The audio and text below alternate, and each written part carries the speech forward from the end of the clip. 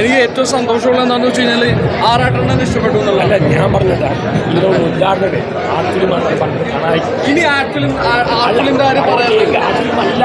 ഒരു പൈസ കൊടുക്കുമ്പോൾ 5 തവണ ആർട്ട് സിനിമയുടെ കാര്യം പറഞ്ഞു. ഞാൻ പറഞ്ഞതല്ല, അങ്ങനത്തെ മൂവി അല്ല. എല്ലാവരും തിയേറ്ററിൽ പോയി കാണണം. അല്ല, ഈ സിനിമ നമ്മൾ എടുക്കുമ്പോൾ തന്നെ അങ്ങനത്തെ മൂവിയാണ് ആയി എന്നിട്ട് കാണാതെ ഇരിക്കും. ഇത് തിയേറ്ററിൽ കാണുകയും മനസ്സിലാവുന്നത് നല്ലൊരു മൂവിയാണ്. ഒരു നിമിഷം പോലും ലാഗില്ല.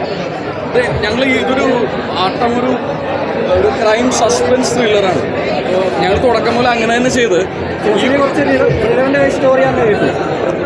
ഇതൊരു സ്റ്റോറി ടെല്ലിംഗ് ആണോ നമ്മളീ പറയുന്ന പോലെ ഒരു പൊളിറ്റിക്സ് പറയാൻ വേണ്ടിയിട്ടെടുത്ത സിനിമയോ അങ്ങനെയല്ല. ഈ സിനിമ തിയേറ്ററിൽ വർക്ക് ചെയ്യാൻ വേണ്ടിയിട്ട് എടുത്ത സിനിമ തന്നെയാണ്. അപ്പോൾ തിയേറ്ററിൽ ഇത്രത്തോളം ആളുകൾ വരുന്നു, സിനിമ കാണുന്നു എന്നുള്ളത് അതിയായ സന്തോഷം. കാര്യം ഇന്നിപ്പോൾ ഭയങ്കര ഹാപ്പിയുള്ളത് ഒരുപാട് സ്ഥലങ്ങളിൽ ഹൗസ്ഫുൾ ഷോസ് വന്നു കഴിഞ്ഞു. പൊതുവേ ഈ പറയുന്ന വലിയ സ്റ്റാർ സിനിമകൾക്ക് സംഭവിക്കുന്നതാണ് പെട്ടെന്ന് ഷോസ് ഹൗസ്ഫുൾ ആകുക എന്ന് പറയുന്നത്. അപ്പോൾ നമ്മുടെ സിനിമ ഏറ്റവും കൂടുതൽ ആളുകൾക്ക് എത്തി എന്ന് പറയുന്നതിൻ്റെ സന്തോഷമാണ്.